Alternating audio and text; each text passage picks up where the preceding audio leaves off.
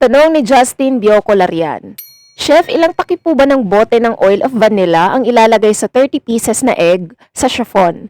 Sana masagot, Chef. Okay, bakit takip? Hindi. Dapat siguro ma'am, teaspoon ang inyong gamitin. Teaspoon. Halimbawa, sa 4 na itlog, maglagay lang kayo ng kahit 1/2 teaspoon, pwede na yun. Kasi 1/3 ang inyong sabi, di ba? O, kayo na lang mag plus plus. Huwag tayong magsanay dun sa takip-takip kasi sa vanilla natin, hindi natin alam kung anong klaseng galon nilagyan nyo eh. Paano pag yung galon yung malaki, tapos takip, hindi naman natin alam. Pinakamaganda yung teaspoon ang inyong gamitin. Okay?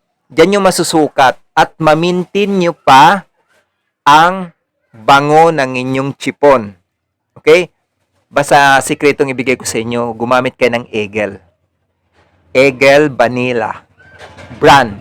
Not a sponsor ha. Napakabango talaga niyang gamitin. Okay? Napakabango, subok ko na talaga yan.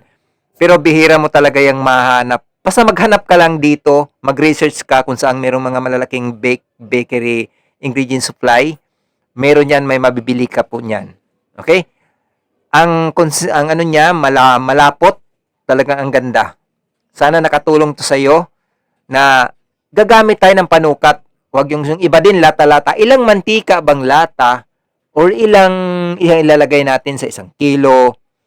Ano po yun para sa akin, huwag tayong sanay ng ating sarili niyan. Para hindi tayo mahirapang mag-costing, gumamit tayo ng panukat na angkop sa presyuhan. Halimbawa, madaling i-multiply, madali nating kwentahin kung kumita ba tayo dahil sa paggamit natin mga ingredients na hindi natin napapansin na sobra-sobra na pala ito. Okay? Maraming salamat. Sana nakatulong. Follow for more.